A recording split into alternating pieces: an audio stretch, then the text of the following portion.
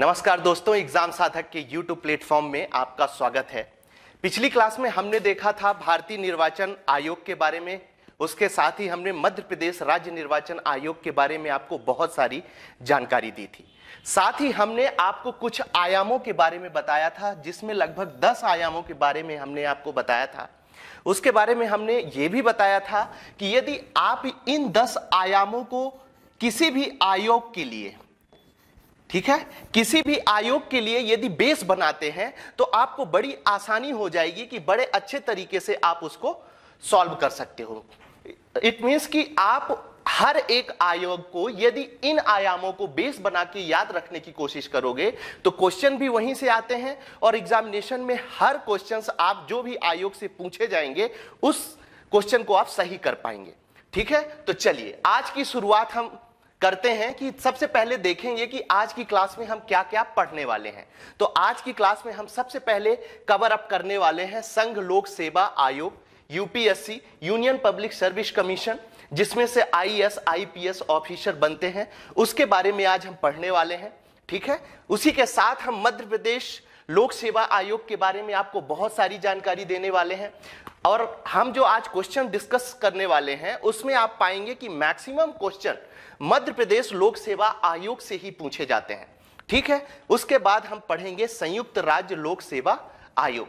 मैंने पिछली भी क्लासेस में कई बार बताया है और आज भी आप लोगों को बता रहा हूं कि जो सक्सेस स्टूडेंट होता है, कौन सा स्टूडेंट होता है? जो सक्सेस स्टूडेंट होता है वो अपनी स्ट्रेटजी में 2 चीजें जरूर शामिल करता है। कौन कौन सी 2 चीजें हैं? पहली है सिलेबस, वो शामिल करता है, और दूसरा है प्रीवियस ईयर क्वेश्चन पेपर्स। ठीक है, जो प्रीवियस ईयर क्वेश्चन पेपर को आधार बनाकर स्टूडेंट पढ़ता है वो बहुत जल्द जो एग्जाम वो पास करना चाहता है उसमें वो सफल होता है। ठीक है ना, तो आज की जैसे हम ये क्लास कर रहे हैं तो ये इंपॉर्टेंट हो जाता है कि हम उस चीज को समझें कि आखिर क्वेश्चन कैसे पूछे जाते हैं और ऐसे कौन से क्वेश्चन हो सकते हैं जो एग्जामिनेशन में पूछे जाते हैं। ठीक है, इसी बात को ध्यान में रखते हुए हमने क्या किया है कि पिछले 2 सालों में, जब से सिलेबस बदला है, पिछले 2 सालों में हमने क्या किया है कि जो जो क्वेश्चन आयोग से, कौन कौन से? संघ लोक सेवा आयोग से और मध्य प्रदेश राज्य सेवा आयोग से, संयुक्त लोक सेवा आयोग से जो भी क्वेश्चन पूछे गए हैं उन सभी क्वेश्चनों को हम यहां बताने की कोशिश करेंगे और इनकी मदद से हम आपको यह बताने की कोशिश करेंगे कि इनसे संभावित क्वेश्चन आपके एग्जामिनेशन पेपर में कौन से आ सकते हैं। ठीक है, इसी बात को ध्यान में रखते हुए हम पहला क्वेश्चन देखते हैं कि राज्य लोक सेवा आयोग के अध्यक्ष एवं सदस्यों की नियुक्ति की जाती है। यह कब पूछा गया है? वर्ष 2021 में यह क्वेश्चन पूछा गया है। अब ये क्वेश्चन देखने का मतलब केवल ये नहीं है कि आप पढ़ लें और दिमाग में सोचने लगें कि ये आपको क्वेश्चन आ रहा है कि नहीं आ रहा है। मैं यहां पर आपको कीवर्ड्स देने वाला हूं कि इस क्वेश्चन से कौन सी कीवर्ड आपको मिलने वाले हैं। तो आपको याद रखना है कि यहां से जो कीवर्ड मिलने वाला है वो है नियुक्ति कीवर्ड। ठीक है, इसका सीधा सा मतलब यह है कि जब आपके एग्जाम में राज्य लोक सेवा आयोग के अध्यक्ष और सदस्यों की नियुक्ति का क्वेश्चन पूछा गया है तो हो सकता है कि अगली बार वो मानव अधिकार के सदस्यों और अध्यक्षों की नियुक्ति का क्वेश्चन पूछ लें।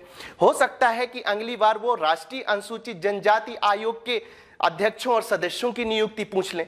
तो यहां पर क्या याद रखना है, या ये क्वेश्चन देख के हम क्या अंदाजा लगा सकते हैं कि हमारे एग्जाम में नियुक्ति से संबंधित क्वेश्चन पूछे जाते हैं। अतः यहां पर जो है आपका कीवर्ड हो गया, वो कौन सा कीवर्ड हो गया? वो कीवर्ड हो गया नियुक्ति। ठीक है, तो यहां आपको चीजें समझ में आ रही होंगी कि मैं कीवर्ड आपको देने की कोशिश कर रहा हूं और जो 10 आयाम मैंने आपको पिछली क्लास में दिए हैं वो इसी तरह के प्रश्नों को देख के मैंने वो आयाम बनाए हैं जिन्हें आपको याद रखना है। ठीक है, तो पहला क्वेश्चन क्या है कि राज्य लोक सेवा आयोग के अध्यक्ष एवं सदस्यों की नियुक्ति की जाती है। ए ऑप्शन है राज्यपाल द्वारा, बी ऑप्शन है मुख्यमंत्री द्वारा, सी ऑप्शन है राष्ट्रपति द्वारा और डी ऑप्शन है अध्यक्ष संघ लोक सेवा आयोग द्वारा। और इसका सही आंसर क्या है? उत्तर ए। अभी यदि आपसे आंसर नहीं आता है तो घबराने की जरूरत नहीं है, क्योंकि ये सारी चीजें हम आगे अभी क्लास में कवर अप करने वाले हैं। लेकिन अभी यहां पर प्रश्न बताने का मेरा सीधा सा मतलब है कि मैं आपको कीवर्ड्स देने वाला हूं कि आखिर किस तरह से तैयारी की जाए कि आने वाले एग्जामिनेशन में हम सफल हो, हम सक्सेस हो। ठीक है, चलिए नेक्स्ट क्वेश्चन पर नजर डालते हैं। मध्य प्रदेश लोक सेवा आयोग में अधिकतम कितने सदस्य होंगे? इसका सीधा सा मतलब है कि जो भी आपको 15-16 आयोग पढ़ने हैं, उन आयोगों की जब आप संरचना पढ़ेंगे तो उसमें अध्यक्षों के अलावा कितने सदस्य होते हैं उनकी संख्या भी आपको पता होनी चाहिए। ठीक है, तो यहां का कीवर्ड क्या हो गया कि हमें सदस्यों की संख्या भी पता होनी चाहिए। ठीक है, ऐसे तो क्या है कि आप जितना, सीधा सा मतलब है खासकर एमपीपीएससी के एग्जामिनेशन में, कि आप क्या पढ़ रहे हैं से ज्यादा इंपॉर्टेंट यह है कि आपको क्या छोड़ना है। समझ पा रहे हैं आप बातों को? और क्या छोड़ना है और क्या पढ़ना है इसका अंदाजा आप कैसे लगाएंगे? तो that thing is depend on previous year question paper. वो चीज आप कहां से पकड़ सकते हैं? प्रीवियस ईयर क्वेश्चन पेपर से। ठीक है, इसमें से क्या होता है कि बहुत सारी सरल चीजें आप, जैसे अब सदस्यों पे आपने ध्यान नहीं दिया, यदि ये क्वेश्चन गलत हो जाता है और सामने वाले जिसने प्रीवियस ईयर क्वेश्चन को फॉलो किया है उसका निश्चित रूप से ये क्वेश्चन सही होगा, तो आप वहां पर पिछड़ जाएंगे एक क्वेश्चन से, जो अपने को बिल्कुल ऐसा नहीं करना है। तो मध्य प्रदेश लोक सेवा आयोग में अधिकतम कितने सदस्य होंगे, ये क्वेश्चन भी वर्ष 2021 में पूछा गया है। ठीक है, तो इसका ऑप्शन देख लेते हैं। 4 सदस्य, बी ऑप्शन है 5 सदस्य, सी ऑप्शन है 6 सदस्य और डी ऑप्शन है 7 सदस्य। इसका सही आंसर दिया गया है बी, मतलब 5 सदस्य। ठीक है, यदि अभी आपको आंसर नहीं आ रहा है तो आपको घबराने की जरूरत नहीं है। मैं बार बार बोल रहा हूं, ये सारी चीजें अभी हम आगे क्लास में कवर अप करने वाले हैं। ठीक है, तो यहां तक की चीजें क्लियर हुई। और मैंने आपसे एक चीज और बोली थी कि इस बार जो क्वेश्चन पूछे गए हैं ईयर 2021 और 2020 में, उसमें मध्य प्रदेश लोक सेवा आयोग से संबंधित मैक्सिमम क्वेश्चन पूछे गए हैं। तो यहां सीधा मतलब आप ये निकाल सकते हैं कि आपके लिए मध्य प्रदेश लोक सेवा आयोग इंपॉर्टेंट हो जाता है। ठीक है, चलिए आगे बढ़ते हैं, नेक्स्ट क्वेश्चन पर नजर डालते हैं। फिर से देखिए, 2 या अधिक राज्यों के लिए एक संयुक्त राज्य लोक सेवा आयोग। देखिए, मैंने आपको शुरू में बताया था कि हम 3 चीजें कवर अप करने वाले हैं: संघ लोक सेवा आयोग, मध्य प्रदेश राज्य लोक सेवा आयोग और संयुक्त राज्य लोक सेवा आयोग। देखिए, तीनों से क्वेश्चन आए हुए हैं। ठीक है, आयोग की स्थापना की जा सकती है। कैसे की जा सकती है, ये पूछने की कोशिश की जा रही है इस प्रश्न में। और ये कब पूछा गया है? वर्ष 2020 में। ए ऑप्शन देखते हैं, यदि संबंधित राज्य इस संबंध में करार करते हैं। मतलब यदि 2 राज्य संयुक्त रूप से एक आयोग बनाना चाहते हैं तो वो आपस में मिलकर क्या करेंगे? एक संयुक्त करार करेंगे। ठीक है, उस आधार पर ये बना सकते हैं। पहला ऑप्शन है। दूसरा है, संसद विधि द्वारा संयुक्त राज्य लोक सेवा आयोग की नियुक्त करता है। ठीक है, अभी आगे हम ये सारी चीजें क्लियर करेंगे। सी ऑप्शन कौन सा दिया हुआ है? ए और बी दोनों सही है। और डी ऑप्शन क्या दिया हुआ है? उपरोक्त में से कोई नहीं। और इसका सही आंसर है सी। ठीक है, सी का मतलब क्या है? ए और बी दोनों सही हैं। ठीक है, इसके बारे में अभी हम डिटेल से चर्चा करेंगे। यहां पर आप यह समझने की कोशिश करिए कि संयुक्त राज्य लोक सेवा आयोग से भी क्वेश्चन पूछे जाते हैं। ठीक है, चलिए अब आगे बढ़ते हैं नेक्स्ट क्वेश्चन की ओर। किस प्रावधान के तहत मध्य प्रदेश लोक सेवा आयोग का गठन किया गया है? ठीक है, अब यहां पर क्या इंपॉर्टेंट है और क्या कीवर्ड दिया गया है? किसी भी आयोग का, ठीक है, कीवर्ड क्या है? किसी भी आयोग के बारे में, गठन के बारे में आपको पढ़ना इंपॉर्टेंट हो जाता है। कोई भी आयोग पढ़िए तो उसमें गठन हो गया, संरचना हो गई, नियुक्ति हो गई, ठीक है, कार्यकाल हो गया, सेवा शर्तें हो गई, वेतन हो गया, ये सारी चीजें आपको पता होना चाहिए। क्योंकि देखिए, हमने कल वाले क्लास में भी कुछ क्वेश्चंस डिस्कस किए थे और आज वाले क्लास में भी हम कुछ क्वेश्चन डिस्कस कर रहे हैं। यदि इस क्वेश्चन को छोड़ दिया जाए जो थोड़ा सा टफ है, ठीक है ना, तो मैक्सिमम क्वेश्चन में उन्होंने क्या किया है कि गठन से संबंधित चीजें आपसे पूछी हैं, संरचना से संबंधित चीजें पूछी हैं, भले ही वो चीजें स्टेटमेंट में उन्होंने दिया रहा हो। ठीक है, तो ये चीज क्लियर हो गई। तो अब करते हैं कि किस प्रावधान के तहत मध्य प्रदेश लोक सेवा आयोग का गठन किया गया है। ए ऑप्शन है राज्य पुनर्गठन अधिनियम 1956 की धारा 118 2 के तहत। ये थोड़ा डीपली क्वेश्चन है, लेकिन मैं इसको डीप इसलिए नहीं कहूंगा क्योंकि आप जब गठन के बारे में पढ़ते हैं तो सीधी सी बात है कि ये अधिनियम के द्वारा बनाया गया है, गठित किया गया है, और कम से कम इतना आपको पता होना चाहिए। वो ज्यादा डीपली क्वेश्चन नहीं पूछ रहा है, वो सीधा सीधा पूछ रहा है कि आयोग का गठन किस धारा के अंतर्गत किया गया है। ठीक है, उसके बाद बी ऑप्शन क्या दिया है इन्होंने, राज्य पुनर्गठन अधिनियम 1956 की धारा 118 के 3 के तहत। ठीक है, नेक्स्ट क्वेश्चन इन्होंने दिया है राज्य पुनर्गठन अधिनियम 1956 की धारा 118 1 के तहत। ठीक है, डी ऑप्शन इन्होंने दिया है राज्य पुनर्गठन अधिनियम 1956 की धारा 116 4 के तहत। ठीक है, और इसका सही आंसर क्या है, बी। इट मींस कि राज्य पुनर्गठन अधिनियम 1956 की धारा 118 3 के तहत मध्य प्रदेश राज्य लोक सेवा आयोग का गठन किया गया है। ठीक है, तो यहां तक सारी चीजें, ज्यादा क्वेश्चन इससे नहीं आए हैं 2 सालों में। मैंने केवल किस तरह के संभावित क्वेश्चन आपसे पूछे जा सकते हैं उसका विश्वास दिलाने के लिए मैंने ये क्वेश्चन इस वीडियो में इंक्लूड किए हैं। ठीक है, और आगे हम इन्हीं को बेस बना के, ये जो क्वेश्चंस मैंने बताए हैं इन्हीं को बेस बना के हम पूरी क्लास करने वाले हैं। ठीक है, चलिए अब आगे बढ़ते हैं और बात करेंगे हम संघ लोक सेवा आयोग की, यूपीएससी के बारे में। ठीक है, यूपीएससी के बारे में पढ़ने वाले हैं तो सबसे पहले कोई भी आयोग पढ़िए आप, तो जो फर्स्ट वीडियो में मैंने आयाम बताए हैं उन आयामों को आपके उंगलियों में वो आयाम होने चाहिए कि कौन कौन से वो आयाम हैं। इसमें क्या होता है कि एक माइंड मैप बन जाता है आपके दिमाग में और उसी को आधार बनाकर आप सारे आयोग आराम से पढ़ सकते हैं। जब हम यूपीएससी की बात करते हैं तो जो आईएएस, आईपीएस, आईएफएस ऑफिसर्स बनते हैं वो इसी आयोग की सिफारिश पर बनाए जाते हैं। ठीक है, तो इसके बारे में जानना स्वाभाविक बात है कि हमारे लिए इंपॉर्टेंट हो जाता है। उसके बाद हमारे सिलेबस में भी ये रखा गया है, इसलिए भी ये बहुत अधिक इंपॉर्टेंट हो जाता है। चलिए आगे बढ़ते हैं। सबसे पहले हम शुरुआत करने वाले हैं सामान्य परिचय की। ठीक है, मैंने उस दिन भी बताया था पिछले वीडियो में कि सबसे पहला क्वेश्चन आपके दिमाग में क्या आना चाहिए कि इस आयोग की प्रकृति क्या है। प्रकृति का मतलब उस दिन हमने आपको बताया था कि जिसकी चर्चा संविधान में की गई है, संवैधानिक, और जिसकी जो विधि बना के की जाती है वो संविधिक होती है। ठीक है, तो सीधी सी बात है कि अभी हम चर्चा भी करेंगे कि कौन कौन से अनुच्छेद में यूपीएससी को बताया गया है, और जब इसकी प्रकृति के बारे में हम बात करते हैं तो ये संवैधानिक प्रकृति का है और स्वायत्त संस्था वाला एक आयोग है। ठीक है, तो आपको यूपीएससी के बारे में ये चीज याद रखनी है।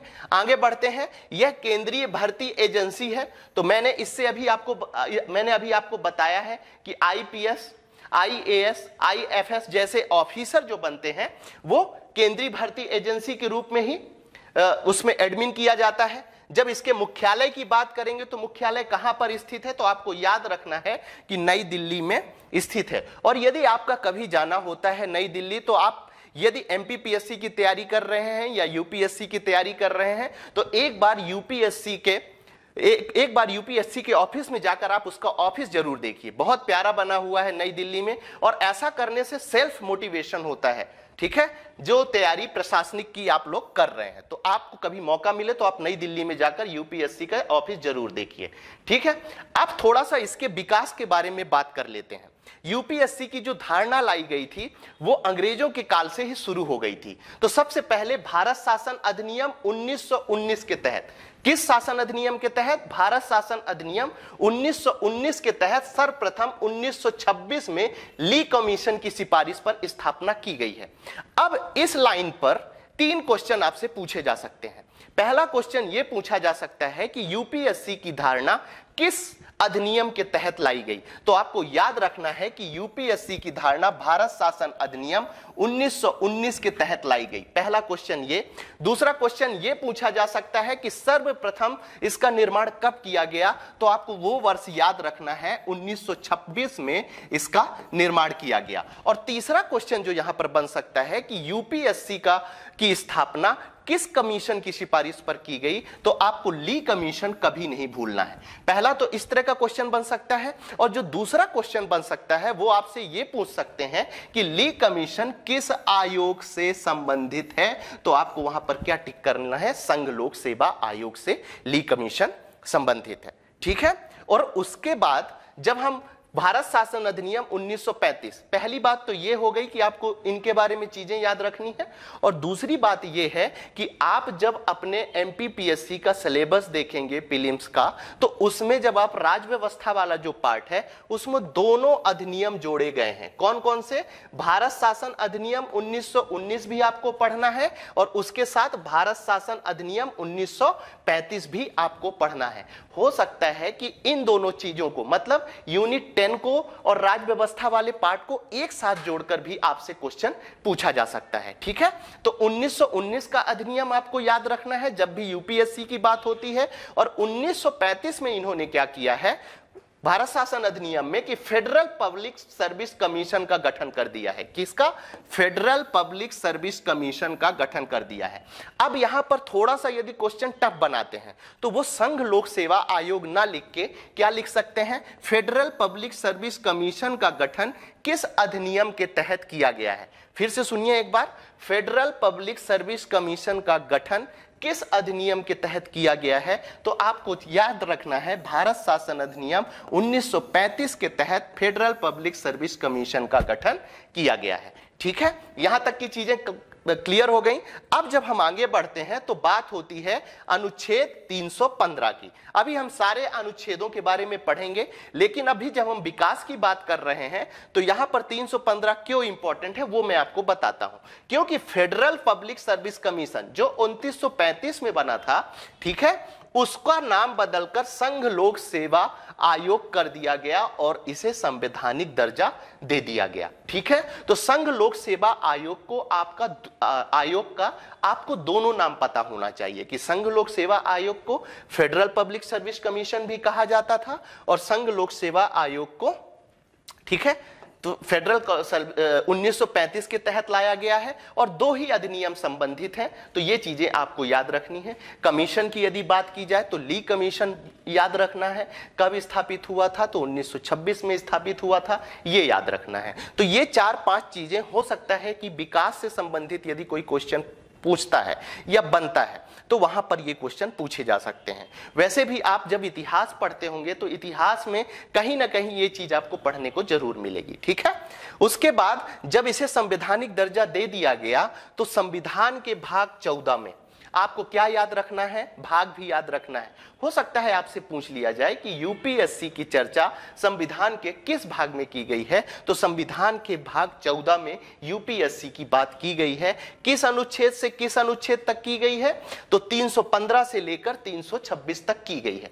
वैसे भी संविधान पढ़ने का सबसे अच्छा तरीका यही होता है कि सबसे पहले आप अपने दिमाग पर संविधान के पार्ट्स, भाग कितने हैं उनको दिमाग पे बिठा लीजिए। उसके बाद हर भाग में कितने अनुच्छेदों का वर्णन किया गया है आप उसको दिमाग पे बिठा लीजिए। इससे क्या होता है, जब आप प्रीलिम्स वाले एग्जाम देते हैं, ऑब्जेक्टिव क्वेश्चंस वाले एग्जामिनेशन में शामिल होते हैं, तो उसमें थोड़ी सी भी यदि आपने क्लिक कर लिया या आपके दिमाग में आ गया कि यार ये अनुच्छेद तो इस पार्ट में है और ये पार्ट दूसरे से संबंधित है, तो आप वहां पर उसको कट करके और वो ऑप्शन अलग कर सकते हैं। ठीक है ना, तो हर एग्जामिनेशन सब कुछ पढ़ के नहीं निकाला जाता है। बहुत सारी चीजें डिपेंड ऑन लॉजिकल रीजनिंग पर भी डिपेंड करती हैं। ठीक है, तो आपको याद रखना है कि भाग 14 नहीं भूलना है, यूपीएससी से संबंधित है। अनुच्छेद 315 से लेकर 323 तक इसकी चर्चा की गई है। ठीक है, अब हम आगे बढ़ते हैं तो सबसे पहले देख लेते हैं कि संघ लोक सेवा आयोग और संविधान में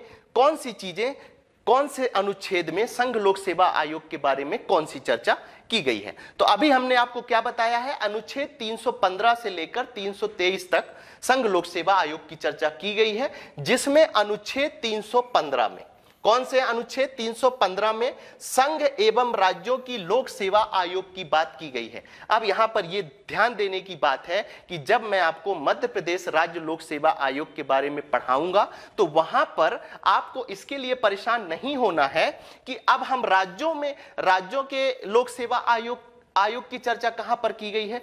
तो संघ और राज्यों की दोनों की चर्चा संघ लोक सेवा आयोग में संविधान के भाग 14 में 315 से लेकर 323 तक में की गई है। ठीक है, उसके बाद जब हम अनुच्छेद 316 की बात करते हैं, आप चाहें तो जब वीडियो देख रहे हैं तो इसे नोट डाउन भी कर सकते हैं। ठीक है।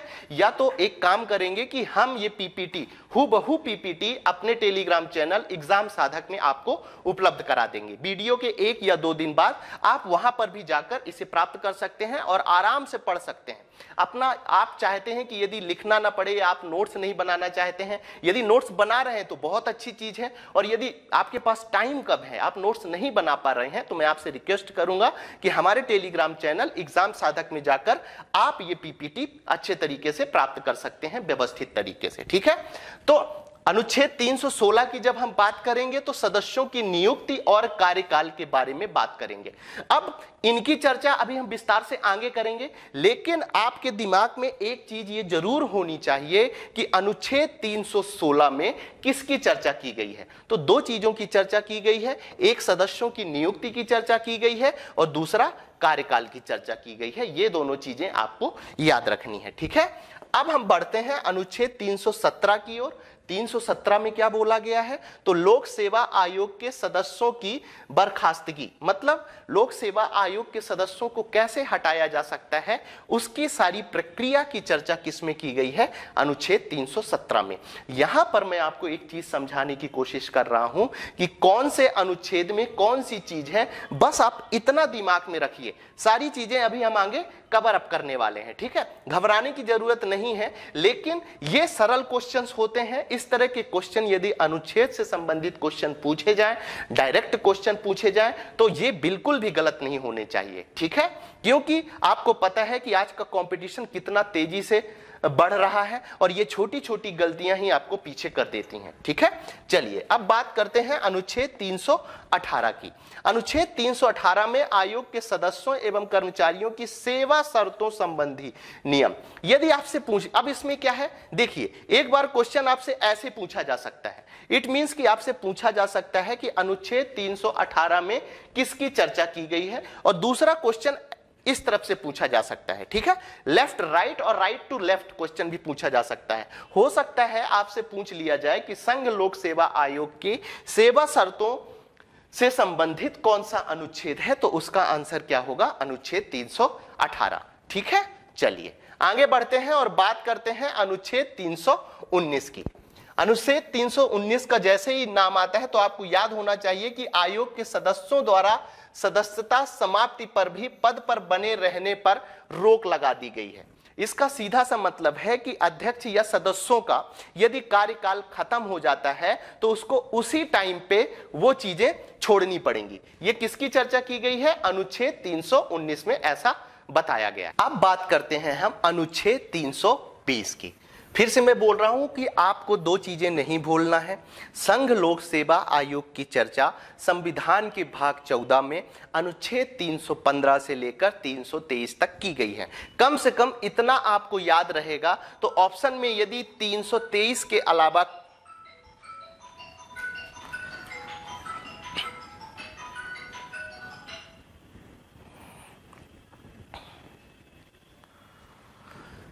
अब हम बात करते हैं अनुच्छेद 320 की।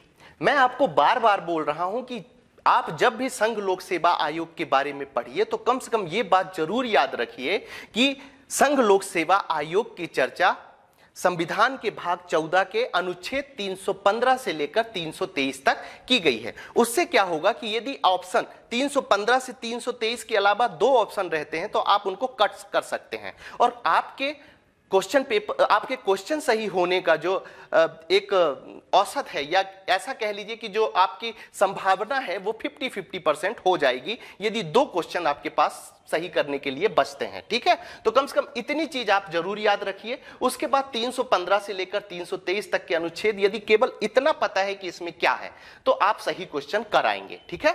तो लोक सेवा आयोग के कार्य के बारे में यदि पूछा जाए कि किस अनुच्छेद में चर्चा की गई है तो आपको याद रखना है अनुच्छेद 322 में संघ लोक सेवा आयोग के कार्यों के बारे में चर्चा की गई है, ठीक है।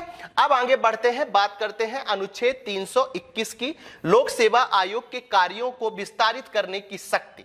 मतलब संसद के द्वारा या विधानसभा मंडल के द्वारा आयोगों के कार्यों को यदि बढ़ाना है, ठीक है, मतलब पहले से तो डिफाइन किए गए होंगे, लेकिन उन कार्यों में यदि बढ़ोतरी करनी है तो अनुच्छेद 321 कहता है कि संसद के द्वारा या विधानमंडल के द्वारा लोक सेवा आयोग के कार्यों में भी बढ़ोतरी की जा सकती है। ठीक है, चलिए इसी क्रम को आगे बढ़ाते हैं और बात करते हैं अनुच्छेद 322 की। 322 में लोक सेवा आयोग के खर्चों के बारे में बताया गया है कि खर्च किस तरह से होगा, आयोग को खर्चा किस तरह से मिलेगा, इन सारी चीजों की चर्चा 322 में की गई है, क्योंकि मैंने आपको पहले ही बताया है कि संघ लोक सेवा आयोग एक स्वायत्त आयोग है। ठीक है, चलिए अनुच्छेद 323 की चर्चा करते हैं। तो लोक सेवा आयोग के प्रतिवेदन, मतलब लोक सेवा आयोग यदि कोई रिपोर्ट देना चाहता है तो वो किसको देगा, उसकी चर्चा अभी हम आगे करेंगे। लेकिन कम से कम ये चीज आपको याद रखनी है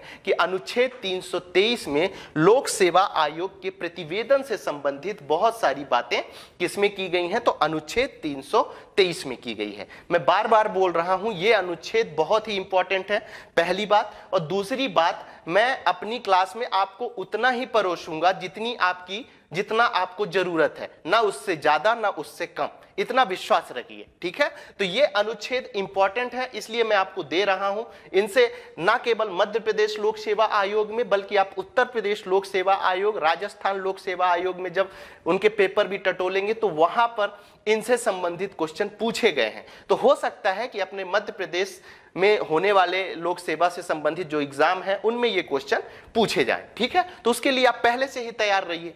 चलिए अब आगे बढ़ते हैं और बात करते हैं कि आखिर अखिल भारतीय सेवा के बारे में, कि आखिर आपसे क्वेश्चन पूछा जा सकता है कि अखिल भारतीय सेवा के अंतर्गत कौन कौन से पद आते हैं या कौन कौन से पद नहीं आते हैं। तो सबसे पहले तो आप दिमाग पे बिठा लीजिए कि जहां भी अखिल भारतीय सेवा की चर्चा हो, पूछा जाए कि अखिल भारतीय सेवा कौन कौन सी कहलाती हैं, तो केवल 3 सेवाएं हैं जो अखिल भारतीय सेवाएं कहलाती हैं। कौन कौन सी? IAS की सेवा जो है वो अखिल भारतीय सेवा कहलाती है, ये याद रखना है।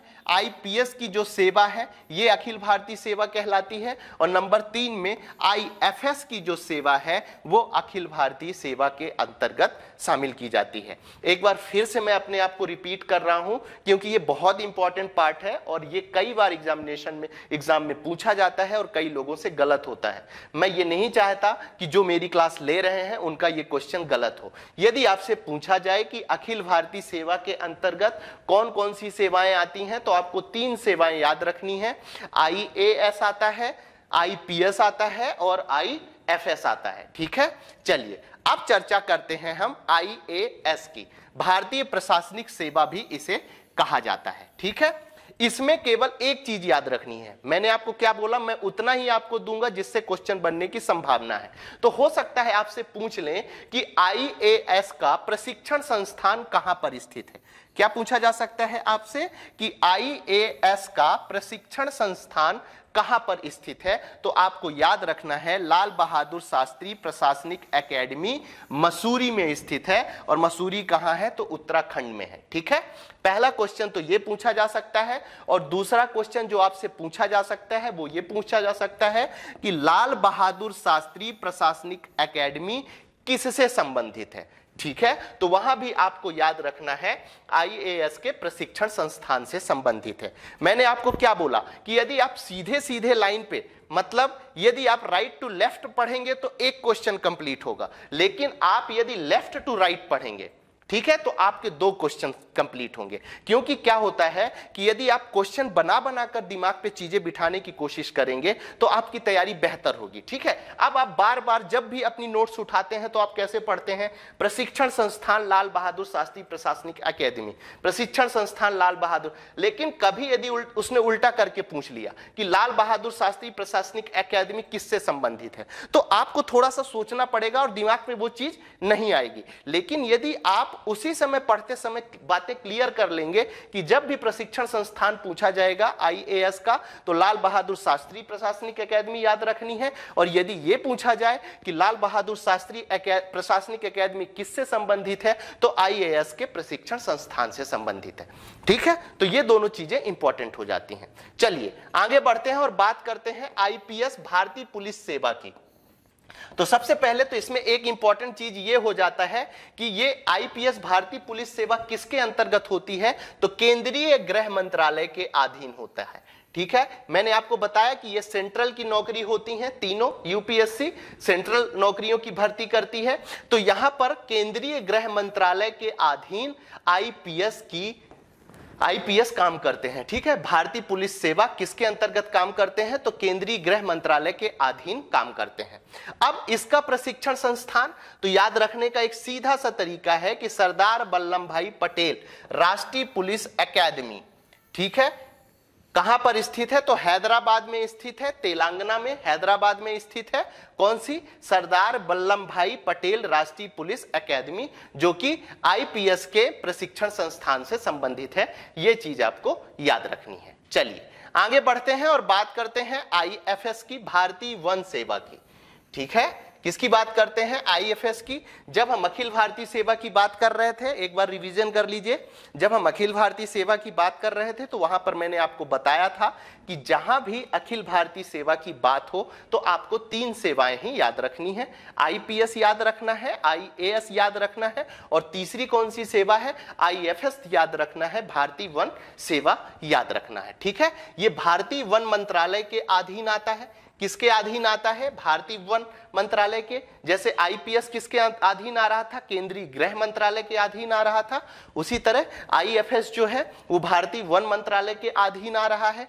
भारतीय वन सेवा का सृजन भारतीय संसद द्वारा 1966 में किया गया है। ये बहुत इंपॉर्टेंट है और 3 स्टार बना के आप नोट डाउन करिए, क्योंकि आपसे पूछा जा सकता है कि आईएफएस की स्थापना कब की गई है, तो 1966 में की गई है। यह चीज आपको याद रखनी है। और जब यदि पूछा जाए कि आईएफएस का प्रशिक्षण संस्थान कहां पर है, तो इंदिरा गांधी राष्ट्रीय वन अकेडमी, देहरादून, उत्तराखंड में इनका प्रशिक्षण संस्थान है। वैसे भी आप देखेंगे तो मैक्सिमम जो प्रशिक्षण संस्थान है, खासकर प्रशासनिक अधिकारियों के लिए जो बनाए जाते हैं, वो बहुत ही खूबसूरत जगह पे बनाए जाते हैं। खासकर जैसे उत्तराखंड हो गया, ठीक है, इन जगहों पर बहुत ही अच्छे शानदार तरीके से और इनकी सर्विस और जो ट्रेनिंग दी जाती है बहुत अच्छे तरीके से दी जाती है। ठीक है, तो यदि पूछा जाए कि इंदिरा गांधी राष्ट्रीय वन अकेडमी कहां पर स्थित है, तो आपको एक चीज याद रखनी है, ये देहरादून उत्तराखंड में स्थित है।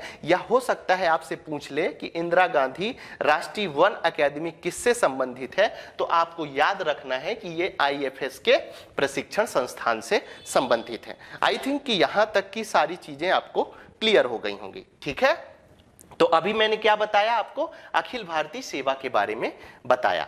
अब हम बात करते हैं संघ लोक सेवा आयोग की संरचना के बारे में। ठीक है, ये संरचना भी जब हमने आपको आयाम के बारे में बताया था, तो वहां पर हमने आपको बोला था कि हर आयोग की आपको संरचना जरूर पढ़नी है, क्योंकि पुराने क्वेश्चन पेपर भी हमने देखे, प्रीवियस ईयर क्वेश्चन पेपर भी देखे, तो वहां भी हमने आपको बताया कि संरचना से संबंधित क्वेश्चन पूछे जाते हैं। तो पहली बात तो जब संरचना की बात करते हैं तो ये बहुसदस्यीय है। बहुसदस्यीय का मतलब सीधा सा है कि एक से अधिक सदस्य हैं, एक अध्यक्ष होगा, ठीक है, और अन्य सदस्य होंगे। तो एक चीज तो याद रखना है कि संघ लोक सेवा आयोग क्या है, बहुसदस्यीय निकाय है। हो सकता है इसी तरह क्वेश्चन पूछ ले कि संघ लोक सेवा आयोग की संरचना 1 सदस्यीय निकाय की है, बहुसदस्यीय निकाय की है, 3 सदस्यीय निकाय की है, 4 सदस्यीय निकाय की है। ठीक है, तो ऐसे क्वेश्चन यदि पूछे जाएं तो आपको किसके साथ जाना है, बहुसदस्यीय निकाय के साथ जाना है। ठीक है, आगे बढ़ते हैं। तो हो सकता है पूछ ले कि संघ लोक सेवा आयोग की नियुक्ति किसके द्वारा की जाती है, तो आपको हमेशा याद रखना है राष्ट्रपति के द्वारा की जाती है। ठीक है, जहां पर माथापच्ची वाली बात होगी उसको मैं हाईलाइट करूंगा, ये सामान्य सी चीज है। और जहां पर नियुक्ति किसी और के द्वारा या हटाने की प्रक्रिया किसी और के द्वारा की जाएगी, वहां पर मैं सारी चीजें और अच्छे से क्लियर करूंगा। लेकिन यदि आपसे पूछा जाए संघ लोक सेवा आयोग की नियुक्ति कौन करता है, तो राष्ट्रपति के द्वारा करता है। और राष्ट्रपति क्या करता है, अध्यक्ष की नियुक्ति करता है। ठीक है, और अध्यक्ष के साथ किसकी, सदस्य की नियुक्ति करता है। ठीक है, दोनों चीजें आपको याद रखनी है। आगे बढ़ते हैं। इसमें क्या होता है कि एक अध्यक्ष और कुछ अन्य सदस्य होते हैं। ठीक है। वर्तमान में एक अध्यक्ष और 10 अन्य सदस्य होते हैं। हो सकता है कि आपको स्टेटमेंट कभी ऐसा दे दिया जाए कि संघ लोक सेवा आयोग की संरचना में एक अध्यक्ष और 6 सदस्य होते हैं, या ऐसा दे दिया जाए कि एक अध्यक्ष और 5 सदस्य होते हैं। तो यहां पर संख्या डिसाइड नहीं की गई है। यह संख्या किस पे छोड़ दी गई है? यह संख्या भारत के प्रेसिडेंट के ऊपर छोड़ दी गई है कि वो संघ लोक सेवा आयोग के सदस्यों की संख्या निर्धारित कर सकते हैं। ठीक है, तो यहां पर आपको कंफ्यूजन नहीं पालना है। अभी वर्तमान समय की यदि स्थिति देखी जाए तो एक अध्यक्ष और 10 अन्य सदस्य संघ लोक सेवा आयोग के अंतर्गत शामिल हैं। ठीक है, यहां पर वही चीज लिखी हुई है कि संविधान में आयोग के सदस्यों का उल्लेख नहीं है, यह राष्ट्रपति के ऊपर छोड़ दिया गया है। ठीक है, राष्ट्रपति को बोल दिया गया है कि अध्यक्ष के साथ कितने सदस्य होंगे ये आप निर्धारित करें। ठीक है, तो यहां तक की चीजें क्लियर हैं संरचना के बारे में। चलिए आगे बढ़ते हैं। अब हम बात करने वाले हैं संघ लोक सेवा आयोग की नियुक्ति और कार्यकाल, जो कि किसमें बोला गया है? अनुच्छेद 316 में बोला गया है। तो नियुक्ति के बारे में अभी पीछे भी मैंने बताया है आपको कि अध्यक्ष और सदस्यों की नियुक्ति कौन करता है? राष्ट्रपति करता है। तो इसका अनुच्छेद मैंने इसीलिए बोला था शुरू में जब आपको अनुच्छेदों के बारे में पढ़ा रहा था कि कम से कम अनुच्छेदों को आपको याद रख लेना है। इतना जरूर पता होना चाहिए कि कौन से अनुच्छेद में कौन सी बात बोली गई है। ठीक है, तो नियुक्ति जब की गई है तो अध्यक्ष और सदस्यों की नियुक्ति किसके द्वारा? राष्ट्रपति के द्वारा। अब योग्यता की बात करते हैं तो अध्यक्ष और सदस्यों की योग्यता का उल्लेख संविधान में नहीं है। इसे फिर से मैं हाईलाइट कर रहा हूं और 3 स्टार बना के आप नोट डाउन करिए। ठीक है, क्योंकि हो सकता है कि जो वो इस समय स्टेटमेंट वाला जो प्रचलन है क्वेश्चन पूछने का, कि पहले क्वेश्चन दे देंगे, उसके बाद वो 3 स्टेटमेंट दे देंगे और फिर नीचे 4 ऑप्शंस दे देते हैं ABCD, कि उसमें 1 सही है कि 1-2 सही है, 1-2-3 तीनों सही हैं, या इनमें से कोई सही नहीं है। ऐसे क्वेश्चन पूछे जाने लगे हैं। तो हो सकता है कि जब भी संघ लोक सेवा की नियुक्ति और कार्यकाल से संबंधित क्वेश्चन आए तो एक स्टेटमेंट क्या दिया जा सकता है कि अध्यक्ष और सदस्यों की योग्यताओं का उल्लेख संविधान में किया गया है, जबकि ऐसा नहीं है। आपको बिल्कुल दिमाग पे बिठा लीजिए। इसीलिए मैंने क्या बोला कि 3 स्टार बना के इस बात को नोट डाउन करिए, क्योंकि क्या है, ये माथापच्ची वाली बात है। ठीक है, मैं माथापच्ची शब्द इसलिए यूज कर रहा हूं कि आपको याद रहे। ठीक है, कि योग्यता का जो वर्णन है वो हमारे संविधान में बिल्कुल नहीं किया गया है। कंफ्यूजन दिमाग में नहीं पालना है। ठीक है, इस तरह के क्वेश्चन गलत होते हैं और मैं बता रहा हूं ये चीज कि कॉम्पिटिटिव एग्जाम में आदमी 1 या 2 नंबर से ही रह जाता है और वो 1 या 2 नंबर यही होते हैं। ठीक है, परंतु आयोग के आधे सदस्य, योग्यता तो नहीं दी हुई है लेकिन एक चीज दी हुई है कि आधे सदस्यों को भारत सरकार या राज्य सरकार के अधीन कम से कम 10 वर्षों का काम करने का अनुभव प्राप्त हो। ठीक है, ये योग्यता दी हुई है, आपको याद रखना है। कार्यकाल की जब हम बात करते हैं यूपीएससी के, तो अध्यक्ष और सदस्यों का कार्यकाल 6 वर्ष या 65 वर्ष की आयु है। तो ये दोनों चीजें आपसे पूछी जा सकती हैं और ये बात आपको याद रखनी है। ठीक है, तो नियुक्ति और कार्यकाल के बारे में हमने सारी चर्चा कर ली। ठीक है, चलिए अब आगे बढ़ते हैं। अब बात करते हैं त्यागपत्र और पद निष्कासन की। ठीक है, तो सबसे पहले क्या, त्यागपत्र तो आपको याद रखना है कि यूपीएससी के अध्यक्ष कौन? यूपीएससी के अध्यक्ष या तो सदस्य, दोनों किसको देते हैं? राष्ट्रपति को लिखित त्यागपत्र दे सकते हैं। मतलब यदि यूपीएससी के अध्यक्ष या सदस्य ये चाहते हैं कि अब हम यूपीएससी में काम नहीं कर सकते हैं, तो वो साधारण रूप से लिखित रूप से त्यागपत्र राष्ट्रपति को दे सकते हैं। उसके बाद पद निष्कासन कैसे होता है? तो प्रमुख आधार होते हैं पद निष्कासन के। ठीक है, इन आधारों को आपको याद रखना है। ठीक है, मैं आपको बता रहा हूं कि मैं आपको वही चीज उपलब्ध करा रहा हूं जो कि पूछे जाने की संभावना है और जो कंफ्यूजन वाले पॉइंट है। तो आपको यहां पर प्रमुख आधार याद रखना है। जैसे प्रमुख आधारों में बोल सकते हैं कि दिवालिया घोषित यदि कर दिया गया है अध्यक्ष या सदस्य को तो हटाया जा सकता है। कर्तव्य के बाहर किसी भी भुगतान वाले रोजगार में यदि संलग्न है, पता चला कि आपको यूपीएससी का अध्यक्ष बनाया गया है या आपको यूपीएससी का सदस्य बनाया गया है, उसके बाद आप क्या कर रहे हैं, किसी कंपनी के सीईओ बन के बैठे हुए हैं। ठीक है ना, और ऐसा पता चल जाता है तो राष्ट्रपति क्या करेंगे, आपको हटा देंगे पद से। तो ऐसा नहीं कर सकते हो। यदि आप यूपीएससी के चेयरमैन हो या यूपीएससी के अध्यक्ष हो तो आप वही काम कर सकते हो उनका। ऐसा नहीं है। यदि आप करना चाहते हो बाहर काम तो सबसे पहले त्याग पत्र दे दो राष्ट्रपति को, उसके बाद आपको जिस कंपनी का सीईओ बनना है आप जाके बनो। अपनी कंपनी खोलनी है अपनी कंपनी खोल लो, ठीक है। तो ये याद रखना है। उसके बाद राष्ट्रपति की राय में यदि मानसिक या शारीरिक दुर्बलता के कारण पद पर बने रहने के लिए उचित नहीं है, मतलब मानसिक स्थिति भी यदि यूपीएससी के अध्यक्ष की या सदस्यों की सही नहीं है, या लगता है कि शारीरिक स्थिति सही नहीं है, इतना अधिक बीमार हैं कि वो ना तो ऑफिस आ जा सकते हैं, ठीक है ना, 4 लोग उनको पकड़ के ऑफिस ला रहे हैं, ले जा रहे हैं, यदि राष्ट्रपति को ऐसा महसूस होता है कि ये कार्य करने में सक्षम नहीं है तो उनको पद से निष्कासित कर सकते हैं। कौन निष्कासित कर सकते हैं? राष्ट्रपति निष्कासित कर सकते हैं, ठीक है। अब कैसे हटाया जाता है, एक प्रक्रिया है, उस प्रक्रिया की थोड़ी सी हम चर्चा कर लेते हैं, ठीक है।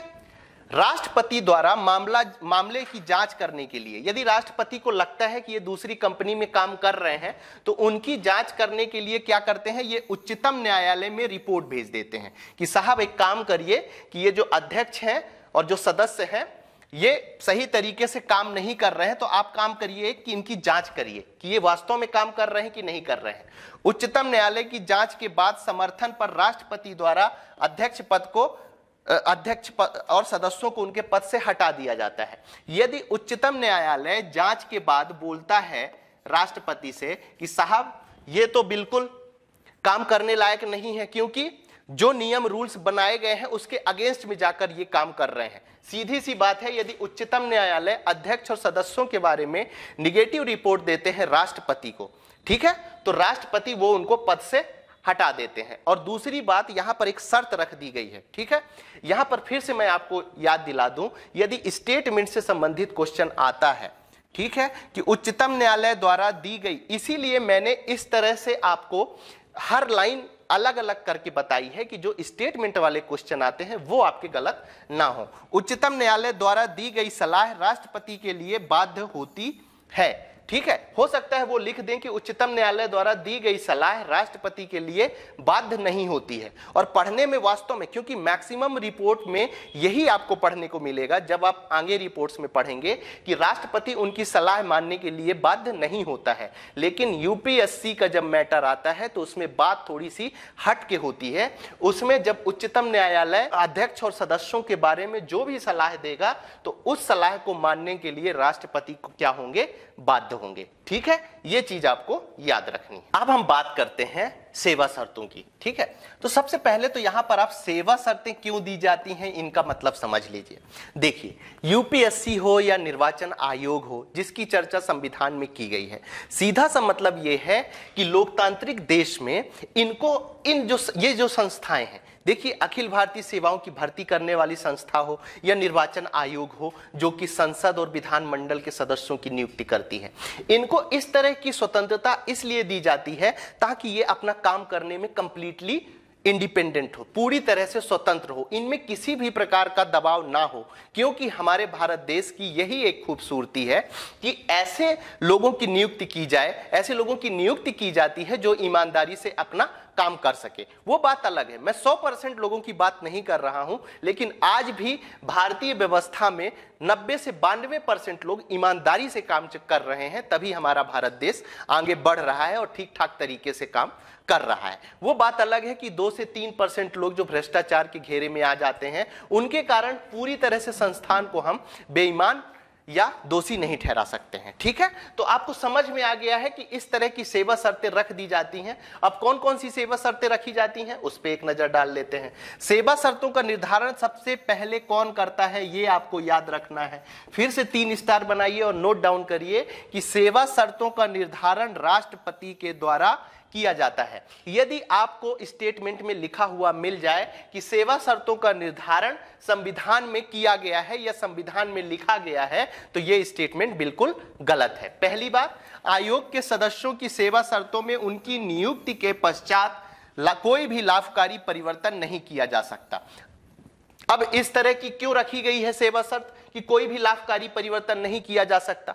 ऐसा समझिए कि कोई मुख्यमंत्री है, ठीक है, कोई मुख्यमंत्री हैं या प्रधानमंत्री हैं या गृह मंत्री हैं, हो सकता है कि वो यूपीएससी के अध्यक्ष को या सदस्य को ये लालच दे दे कि आप हमारे बेटे को, भतीजे को, है ना, आप यूपीएससी में अंदर कर लीजिए, ठीक है, सेलेक्ट कर लीजिए, ठीक है। और उसके बाद क्या होगा कि जैसे ही आप रिटायरमेंट होंगे या जैसे ही आपका पद छूटेगा तो हम किसी राज्य का राज्यपाल आपको बना देंगे या कुछ ऐसा कर देंगे। तो इस तरह के लालच में ना फंसाया जा सके यूपीएससी के चेयरमैन और सदस्यों को, तो उनके सेवा शर्तों में ये चीज जोड़ दी गई है, ठीक है। यहां तक की बातें सारी क्लियर हैं। चलिए अब आगे बढ़ते हैं और बात करते हैं हम आयोग के सदस्यों द्वारा सदस्यता समाप्ति के पश्चात पद पर बने रहने पर रोक। ये पूरी लाइन ही जो लिखी हुई है इसको आप दिमाग पे अच्छे से बिठा लीजिए, क्योंकि इसमें सीधा सा पूछा जाएगा कि अनुच्छेद 319 में क्या चर्चा की गई है संविधान के, ठीक है। तो आपको याद रखना है कि आयोग के सदस्यों द्वारा सदस्यता समाप्ति के पश्चात पद पर बने रहने पर रोक लगाई गई है, ठीक है। सेवानिवृत्ति के बाद अध्यक्ष भारत सरकार या किसी राज्य सरकार के अधीन नियोजित नहीं हो सकते। एक शर्त यह लगा दी गई है अनुच्छेद 319 में कि जब आप यूपीएससी छोड़ोगे तो आप किसी भी पद पर नहीं बने रहोगे, लेकिन कुछ पद हैं जहां पर बने रह सकते हैं। जैसे सदस्य यदि हैं यूपीएससी के तो उनको कहां कहां पर नियुक्त किया जा सकता है, तो आयोग के, मतलब यूपीएससी का जो सदस्य है उसको अध्यक्ष के रूप में नियुक्ति की जा सकती है, ये याद रखना है। दूसरी बात, जो सदस्य है यूपीएससी का उसको किसी भी राज्य लोक सेवा आयोग के अध्यक्ष के रूप में नियुक्त किया जा सकता है। मतलब जैसे कोई सदस्य है कहां पर, यूपीएससी में, तो हो सकता है उसको मध्य प्रदेश राज्य लोक सेवा आयोग का अध्यक्ष नियुक्त कर दिया जाए, लेकिन भारत सरकार या राज्य सरकार के अधीन किसी अन्य नियोजन के लिए पात्र नहीं होगा। यह चीज आपको याद रखनी है। अध्यक्ष एवं सदस्य को उसी पद पर पुनः नियुक्ति नहीं किया जा सकता, ठीक है। यह भी बहुत इंपॉर्टेंट लाइन है, इसीलिए मैंने ये सारी लाइन अलग अलग लिखी हैं। इसके पीछे का उद्देश्य मेरा यही है, क्योंकि अब क्वेश्चन जो पूछे जाते हैं और खासकर जो आयोग से आते हैं वो सीधा सीधा स्टेटमेंट देकर पूछे जाते हैं। तो इन स्टेटमेंटों को आप यदि बार बार पढ़ेंगे, आज से लेकर आपका जब प्रीलिम्स होना है तब तक 2 या 3 बार रिवीजन कर लेंगे, तो ये चीजें आपको अच्छे तरीके से याद हो जाएंगी। तो अध्यक्ष और सदस्य को उसी पद पर पुनः नियुक्त नहीं किया जा सकता है, ये चीज भी आपको याद रखनी है, ठीक है। चलिए आगे बढ़ते हैं, रिपोर्ट और प्रतिवेदन की बात करते हैं, ठीक है। मैंने बताया था आपको रिपोर्ट और प्रतिवेदन की बात कि किसमें बताया था, जब हम आयाम के बारे में आपको बता रहे थे फर्स्ट वीडियो में, तो वहां पर मैंने आपसे बोला था कि आपको याद रखना है कि रिपोर्ट वाली बात भी याद रखनी है। यूपीएससी भारत के राष्ट्रपति को, ठीक है, यूपीएससी किसको देता है अपना रिपोर्ट और प्रतिवेदन, तो याद रखना है भारत के राष्ट्रपति को दिया जाता है। कार्यों को एक वार्षिक रिपोर्ट प्रस्तुत करता है और एक ज्ञापन होता है, ठीक है। जिन मामलों में आयोग की सलाह स्वीकार नहीं की गई उनके संदर्भ में राष्ट्रपति को एक ज्ञापन दे दिया जाता है आयोग के द्वारा। तो हो सकता है, हालांकि ज्ञापन आपसे नहीं पूछा जाएगा, लेकिन यदि पूछा जाता है यूपीएससी के ज्ञापन के बारे में, तो जिन मामलों में आयोग की सलाह स्वीकार नहीं की जाती है तो उनको एक ज्ञापन के रूप में आयोग लिखकर किसको दे देती है, राष्ट्रपति को। बस इतनी सी बात है, ज्यादा डीप घुसने की जरूरत नहीं है। राष्ट्रपति यूपीएससी द्वारा प्राप्त प्रतिवेदन को संसद के पटल पर रखवाता है, जैसे कि राष्ट्रपति हर रिपोर्ट के बारे में ऐसा ही करता है, ठीक है। तो यहां तक की चीजें क्लियर हैं आपको।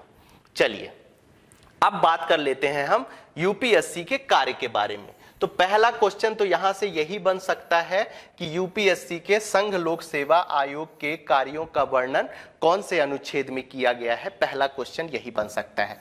तो आपको याद रखना है अनुच्छेद 320 में संघ लोक सेवा आयोग के कार्यों का, और वास्तव में ये बहुत इंपॉर्टेंट है, आपको याद रखना है। हो सके तो 3 स्टार बना के नोट डाउन करिए।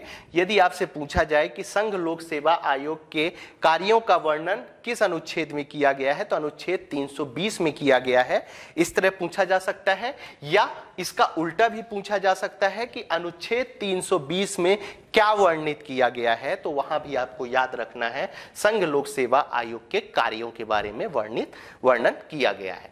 फिर इनका काम क्या क्या है एक नजर पे देख लेते हैं। अब जब कार्यों पर क्वेश्चन पूछा जाएगा तो आपसे पूछा जा सकता है कि निम्नलिखित में से संघ लोक सेवा आयोग का कार्य कौन सा नहीं है। इस तरह का क्वेश्चन पूछा जा सकता है, और जब इस तरह का क्वेश्चन पूछा जाता है तो बहुत कंफ्यूजन वाले हो जाते हैं ये, ठीक है।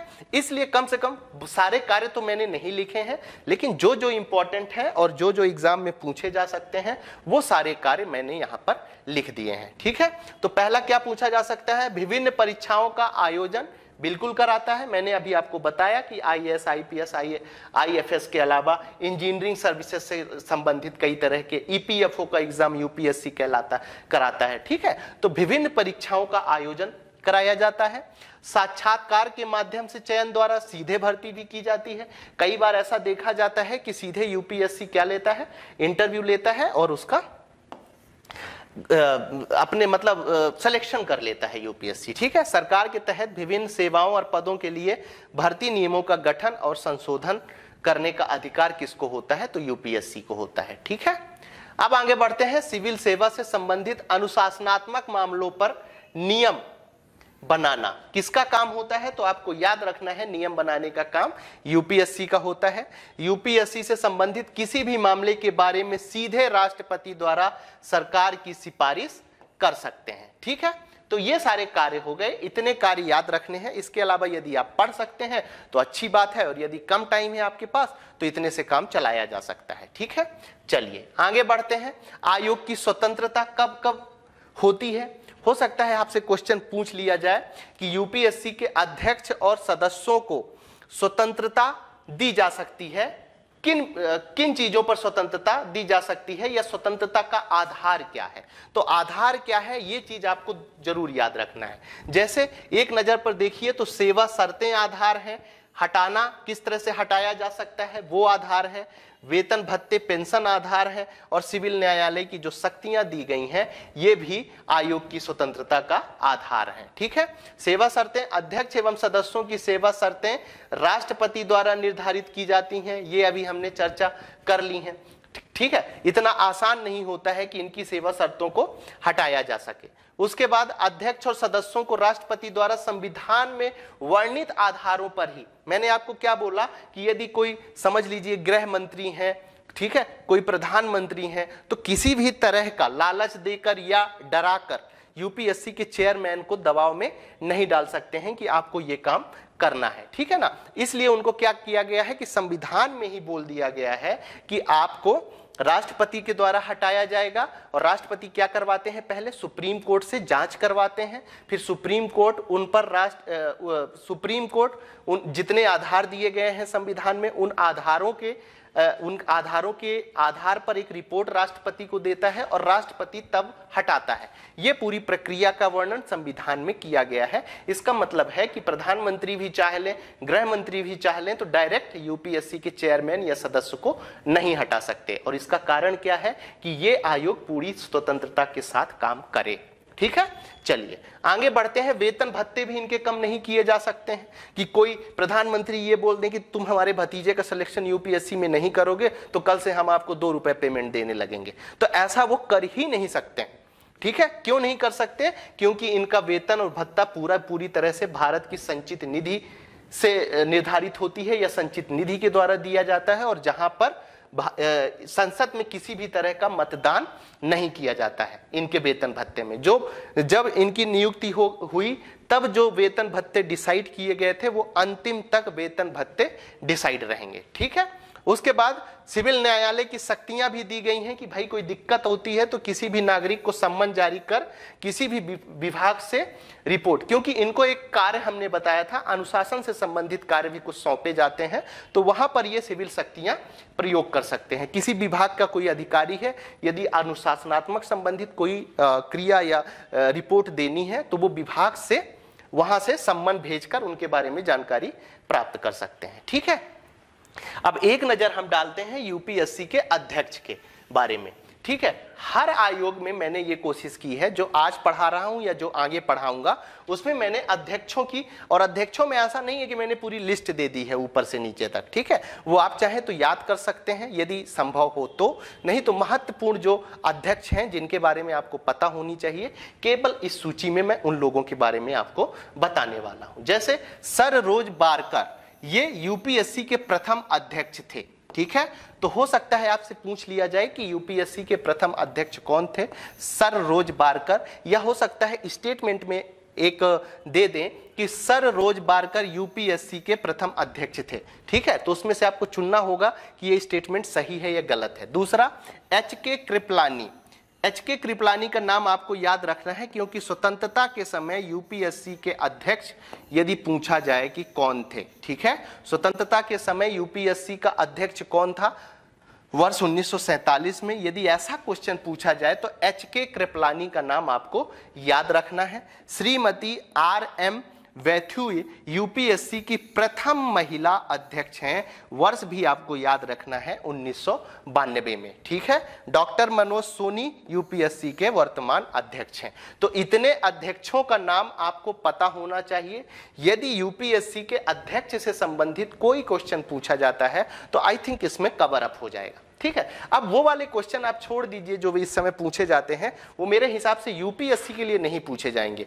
राज्यपाल, मुख्यमंत्री, सचिव तक पूछा जा सकता है, यहां तक कि मध्य प्रदेश राज्य लोक सेवा आयोग से पूछा जा सकता है, लेकिन यूपीएससी के चेयरमैन में वो क्वेश्चन नहीं पूछा जाएगा कि यूपीएससी के चेयरमैन में इनमें से कौन नहीं है।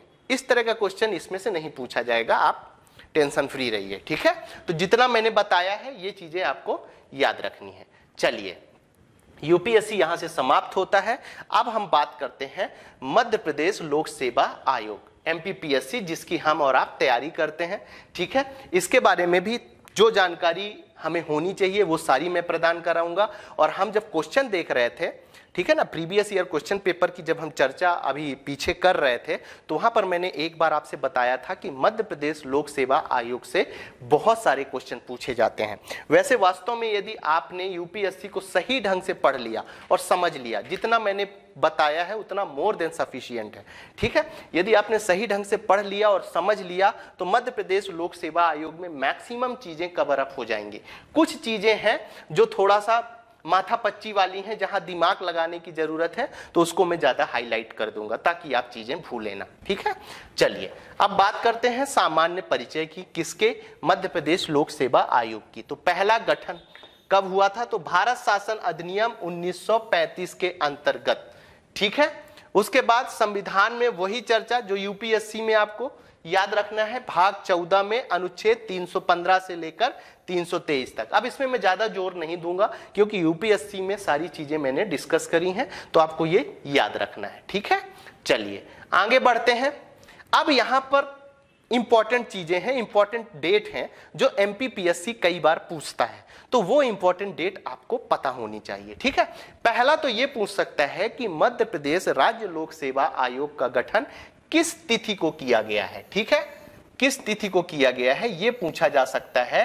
तो 1 नवंबर 1956, मतलब जैसे ही मध्य प्रदेश बना, ठीक है, सीधे से बात है दिमाग में कि जब मध्य प्रदेश बनेगा तो प्रशासन चलाने के लिए एक व्यवस्था की जरूरत होगी, तो उसी व्यवस्था को ध्यान में रखते हुए व्यवस्था की जरूरत होगी और व्यवस्था की नियुक्ति कैसे होगी, व्यवस्था की भर्ती कैसे होगी, इसलिए एमपीपीएससी का गठन कब कर दिया गया था, 1 नवंबर 1956 को। दूसरी बात, प्रावधान किसमें किया गया है, पीछे हमने क्वेश्चन देखा है, यही क्वेश्चन हूबहू आपसे पूछा गया था वर्ष 2022 में कि मध्य प्रदेश पुनर्गठन अधिनियम 1956 की धारा 118(3) के तहत एमपीपीएससी का गठन किया गया है।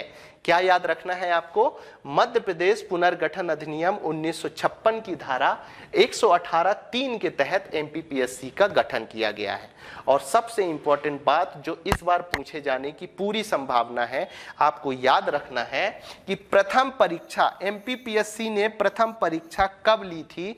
मैं बता रहा हूं ये संभावित क्वेश्चन है, हो सकता है कि आपके एग्जाम हॉल में, आपके क्वेश्चन पेपर में ये क्वेश्चन इस बार दिखे कि एमपीपीएससी ने प्रथम परीक्षा किस वर्ष आयोजित की थी। तो आपको याद रखना है वर्ष 1958 में आयोग द्वारा आयोजित की गई थी। प्रथम परीक्षा कब, 1958 में प्रथम परीक्षा आयोजित की गई थी एमपीपीएससी के द्वारा, ठीक है।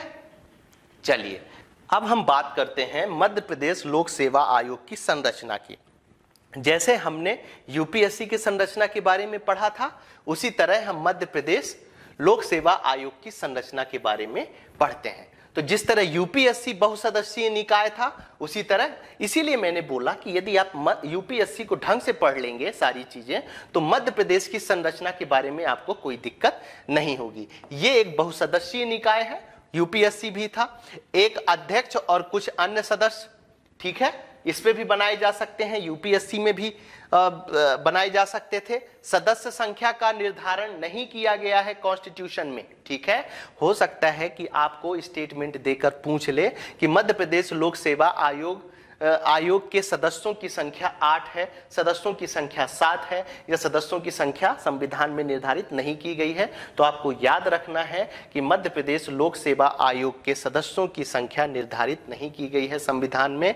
ये राज्यपाल द्वारा राज्यपाल के ऊपर छोड़ दिया गया है कि वो चाहें तो कितने भी सदस्य निर्धारित कर सकते हैं। योग्यता, सदस्यों की योग्यता का उल्लेख भी नहीं किया गया है, लेकिन एक शर्त रखी गई है कि आयोग के आधे से अधिक ऐसे सदस्य होंगे जो भारत सरकार या राज्य सरकार के अधीन कार्य करने का कम से कम 10 वर्षों का अनुभव रखते हों, ठीक है। तो यदि आपने यूपीएससी ढंग से पढ़ा है, जो मैंने अभी पीछे बताया है, तो ये सारी चीजें आपको रिमाइंड हो रही होंगी, ठीक है। तो ये चीजें हो गई हैं। उसके बाद कार्यकाल की बात कर लेते हैं। तो कार्यकाल की बात कर लेते हैं तो अध्यक्ष तथा अन्य सदस्यों का कार्यकाल कितना निर्धारित किया गया है, तो 6 वर्ष और 62 वर्ष की आयु निर्धारित की गई है, ठीक है। ये चीज भी आपको याद रखनी है। उसमें कितना था, याद करिए आप, 6 वर्ष और 65 वर्ष था, नंबर 1। और कार्यकाल की चर्चा कौन से अनुच्छेद में की गई थी, यह भी आपसे पूछा जा सकता है, तो अनुच्छेद 316 में, ठीक है।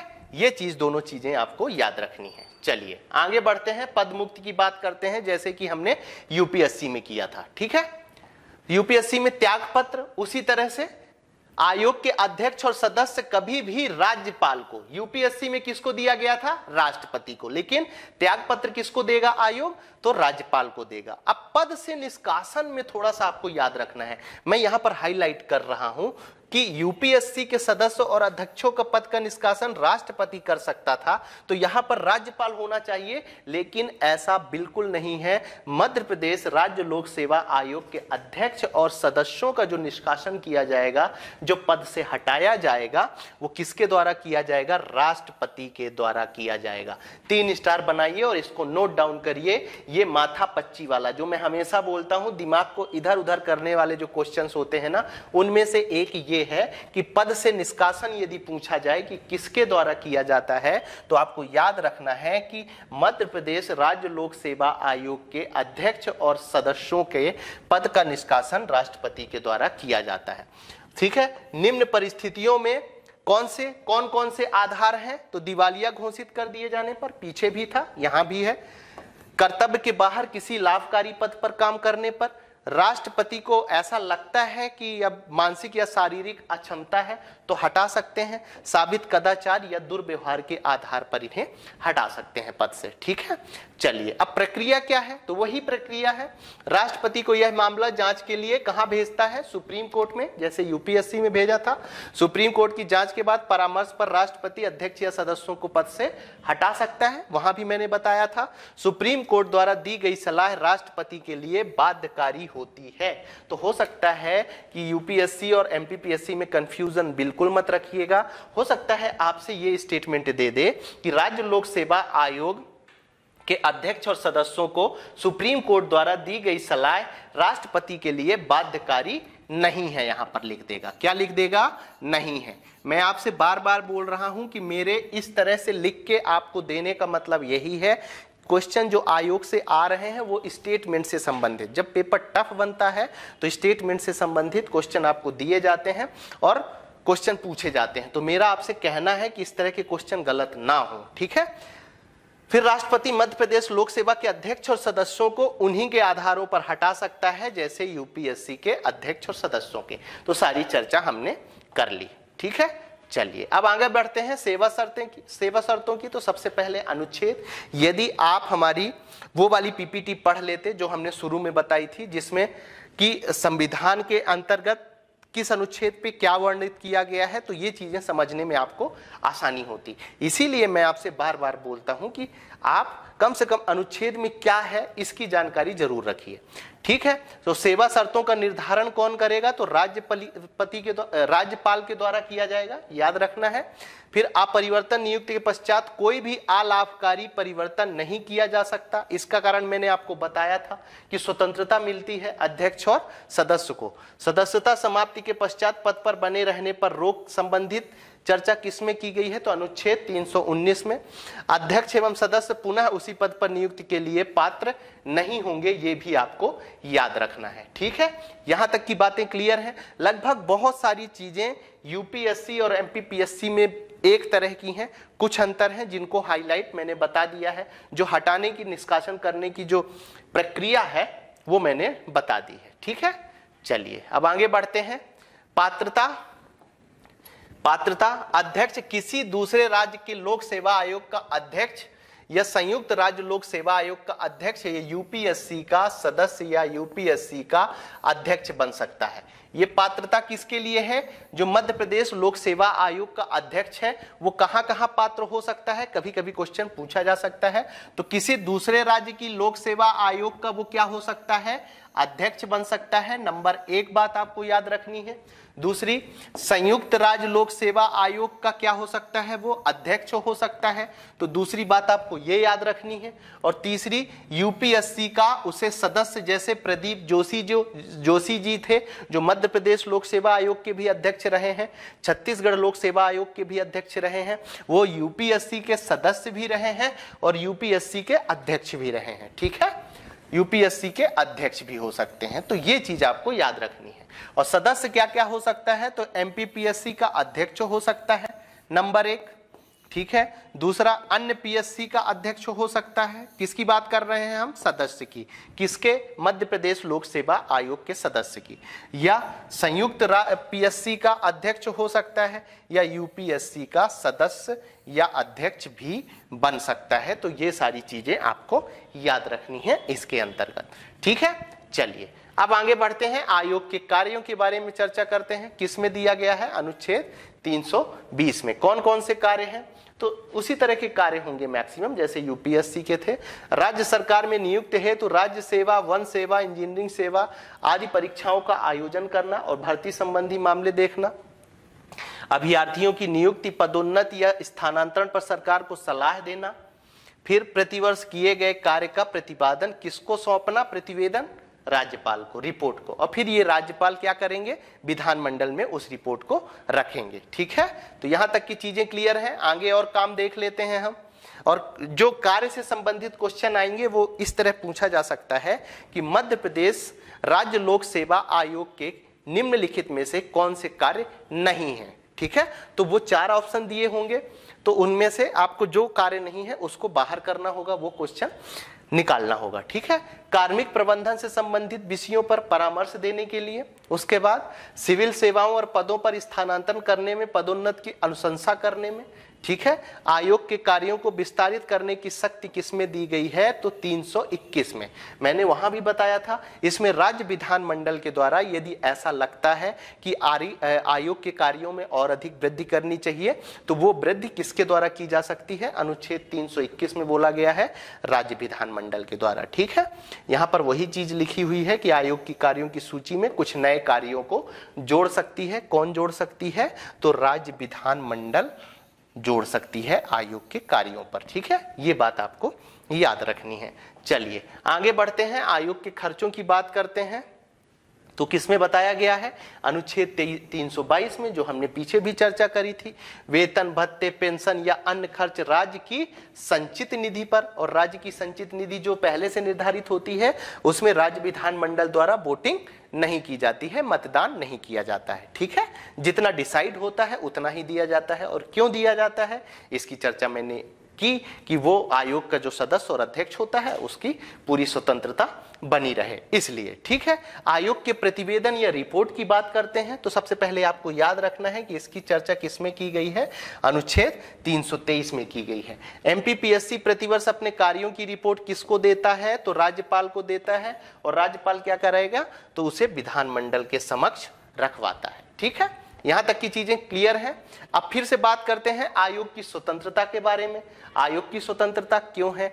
जो कारण यूपीएससी को स्वतंत्रता देने के पीछे थे, वही कारण एमपीपीएससी के अध्यक्ष और स्वतंत्र सदस्यों को स्वतंत्रता देने के कारण है। ठीक है, तो पद की अवधि की सुरक्षा दी गई है कि भैया ऐसा नहीं है कि जब मन करेगा तो राष्ट्रपति उठा के बाहर कर देंगे, नहीं, ऐसा नहीं है। इसकी पूरी एक प्रक्रिया है जो संविधान में बताई गई है।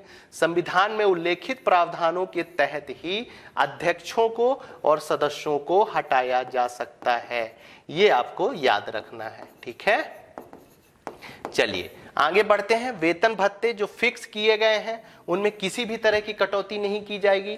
कब तक नहीं की जाएगी? जब तक कि वो पद से हट नहीं जाते हैं या त्याग पत्र नहीं देते। त्याग पत्र दे देंगे तो उसमें बात ही नहीं रहेगी। क्यों नहीं कर? राज्य की संचित निधि पर, और संचित निधि पर किसी भी तरह का मतदान नहीं होता है। सेवा शर्तें, कोई भी अलाभकारी परिवर्तन नहीं किया जा सकता है। क्यों नहीं किया जा सकता है? कि एमपीपीएससी के अध्यक्ष और सदस्य पूर्णतः स्वतंत्र होकर काम करें। ऐसा नहीं कि मुख्यमंत्री के कहने पर या राज्य गृह मंत्री के कहने पर वो अपने बेटों के, भतीजों के एमपीपीएससी में भर्ती कर दें, ऐसा ना हो। ना किसी तरह का लालच देकर इनसे काम कराया जा सकता है। ठीक है, तो ये चीज आपको याद रखना है। अब अध्यक्षों के बारे में बात कर लेते हैं।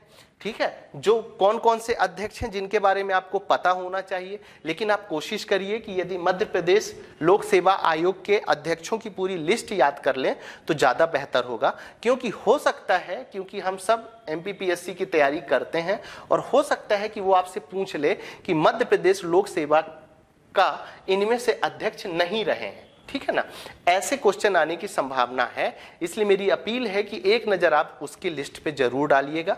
उसके अलावा उस लिस्ट में जो नाम इंपॉर्टेंट थे उनके बारे में मैं आपको बता देता हूं। जैसे डॉक्टर डीवी रेगे मध्य प्रदेश लोक सेवा आयोग के प्रथम अध्यक्ष हैं। यदि आपसे पूछा जाए कि मध्य प्रदेश लोक सेवा आयोग के प्रथम अध्यक्ष कौन है तो डीवी रेगे साहब का नाम याद रखना है। प्रदीप कुमार जोशी क्यों महत्वपूर्ण हो जाते हैं? क्योंकि ये मध्य प्रदेश लोक सेवा आयोग और यूपीएससी दोनों के अध्यक्ष रह चुके हैं। अब यहां पर आपसे पूछा जा सकता है क्वेश्चन कि इनमें से कौन मध्य प्रदेश लोक सेवा के अध्यक्ष और यूपीएससी के अध्यक्ष रहे हैं, तो आपको नाम याद रखना है प्रदीप कुमार जोशी। मैं एक बार फिर अपने आप को रिपीट कर रहा हूं कि यदि आपसे पूछा जाए कि मध्य प्रदेश लोक सेवा आयोग और यूपीएससी दोनों के अध्यक्ष कौन रहे हैं तो प्रदीप कुमार जोशी जी का नाम याद रखना है। और वर्तमान अध्यक्ष की बात करेंगे तो काफी चर्चा में रहे हैं, क्योंकि जब से इनकी नियुक्ति हुई है तब से एक भी एग्जाम एमपीपीएससी के क्लियर नहीं हुए हैं। राजेश लाल मेहरा जी वर्तमान अध्यक्ष हैं लोक सेवा आयोग के। ठीक है, अब हम बात करते हैं संयुक्त राज्य लोक सेवा आयोग की।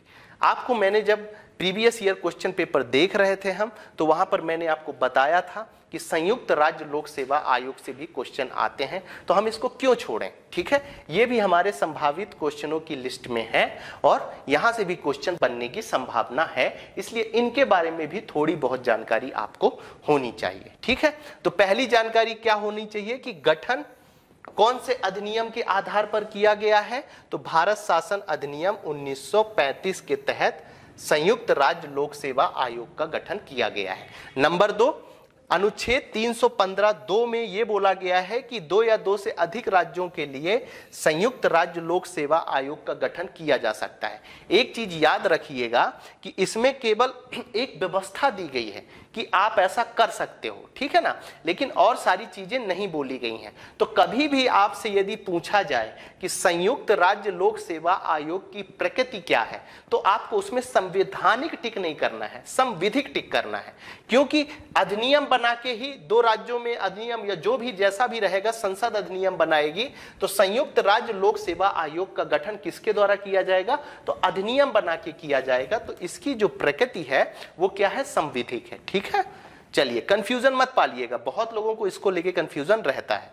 तो गठन क्या है, राज्य विधान मंडलों के आग्रह से संसद द्वारा किया जाता है। ठीक है, बहुत ही इंपॉर्टेंट लाइन है और इसको 3 स्टार बना के आप नोट डाउन करिए कि संयुक्त राज्य लोक सेवा आयोग का गठन यदि पूछा जाए कि कैसे होता है, तो राज्य विधान मंडलों के आग्रह पर संसद द्वारा किया जाता है। मतलब 2 या 2 से अधिक राज्य विधान मंडल जब बोलेंगे कि भैया हमें आप संयुक्त एक लोक सेवा आयोग बना दो तो संसद उस पर विचार करेगी और बना देगी अधिनियम बनाकर। इसीलिए इसकी प्रकृति क्या है तो याद रखिएगा, संविधिक है, संवैधानिक नहीं है। मैं फिर से अपने आप को दोहरा रहा हूं और 4 स्टार बनाइए और नोट डाउन करिए, क्योंकि इस बार ये क्वेश्चन पूछे जाने की पूरी संभावना है कि संयुक्त लोक सेवा आयोग की प्रकृति क्या है। तो आपको याद रखना है यह एक संवैधानिक नहीं संविधिक निकाय है। ओके, चलिए आगे बढ़ते हैं, नियुक्ति और कार्यकाल की बात करते हैं। तो नियुक्ति कैसे होती है, अध्यक्ष और सदस्यों की नियुक्ति किसके द्वारा की जाती है। भले ही राज्य शब्द आ रहा है लेकिन नियुक्ति किसके द्वारा की जाती है, राष्ट्रपति के द्वारा की जाती है। ये बहुत ही इंपॉर्टेंट है, बहुत कंफ्यूजन वाला है, इसलिए आपको ध्यान से याद रखना है और ध्यान से सुनना है कि अध्यक्ष एवं सदस्यों की नियुक्ति किसके द्वारा की जाती है, तो राष्ट्रपति के द्वारा की जाती है। यदि इनके कार्यकाल की बात करें तो जितने कार्यकाल राज्य लोक सेवा आयोग, मध्य प्रदेश राज्य लोक सेवा आयोग के अध्यक्ष और सदस्यों का कार्यकाल था 6 वर्ष या 62 वर्ष की आयु, जो भी पहले हो वो होगी। ठीक है, चलिए त्यागपत्र और पद मुक्त की बात करते हैं।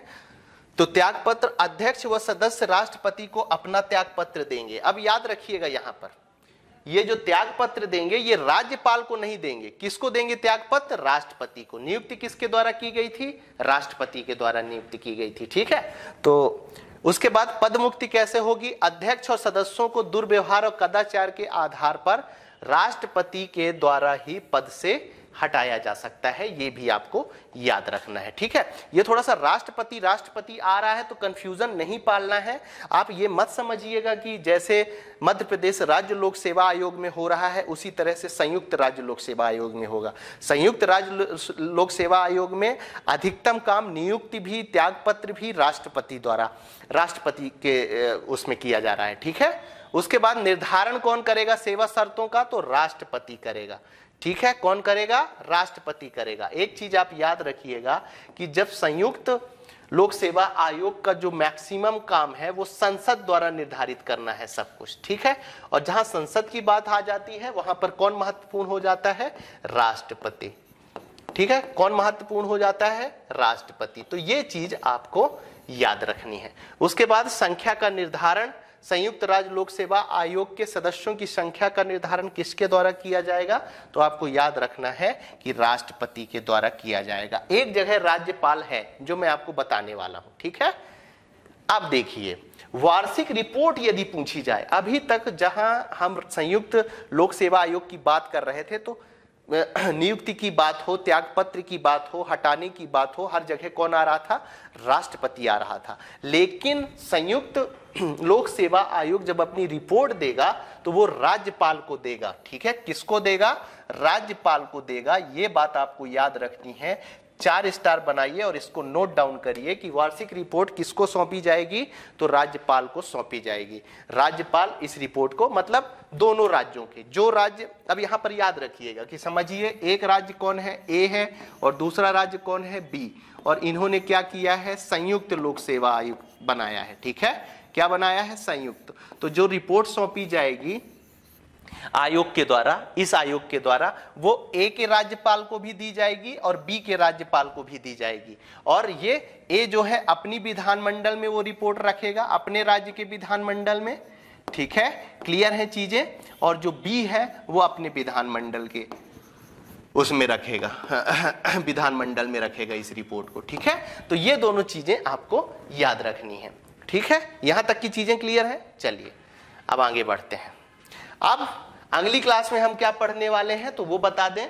राष्ट्रीय अनुसूचित जाति आयोग और राष्ट्रीय अनुसूचित जनजाति आयोग के बारे में हम अगली क्लास पढ़ने वाले हैं, और इसी तरह से मजा आने वाला है जैसे इस क्लास में आया है। उतनी ही इंपॉर्टेंट चीजें हम आपको देंगे इसमें, इस क्लास में भी जितने की आपको जरूरत है। ठीक है, यदि हमारी चीजें आपको पसंद आ रही हैं तो आप इस वीडियो को लाइक कर सकते हैं। जिन्होंने सब्सक्राइब नहीं किया है हमारे इस चैनल को सब्सक्राइब कर सकते हैं। आज के वीडियो की यदि आप पीडीएफ प्राप्त करना चाहते हैं या पीडीएफ डाउनलोड करना चाहते हैं तो हमारे टेलीग्राम चैनल एग्जाम साधक में जाकर आप डाउनलोड कर सकते हैं। ठीक है, आप सभी के उज्जवल भविष्य की शुभकामनाओं के साथ आज की क्लास हम यहीं समाप्त करते हैं। धन्यवाद।